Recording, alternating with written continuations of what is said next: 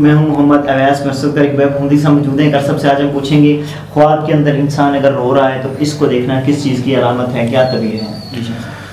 ویسے چیخے مار مار کے رونا خواب کے اندر بندہ رو رہا ہے، یہ اس کی تعبیر ہوتی ہے کہ آزمائش دکھ پریشانی آئے گی۔ اس طرح خواب کے اندر انسان خاموشی سے رو رہا ہے، اس کی تعبیر ہوتی ہے کہ اللہ تعالیٰ کی طرف سے خوشخبری، خوشیاں، مراد پوری ہونا انسان کی، اور اسی طرح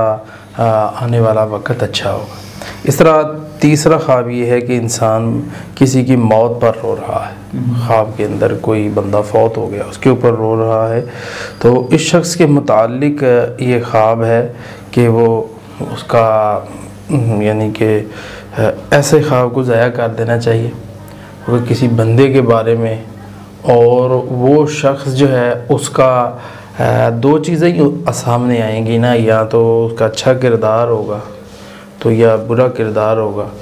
تو اس میں سے برا کردار اس نے دیکھا ہے یا برا معاملہ اس نے دیکھا ہے، تو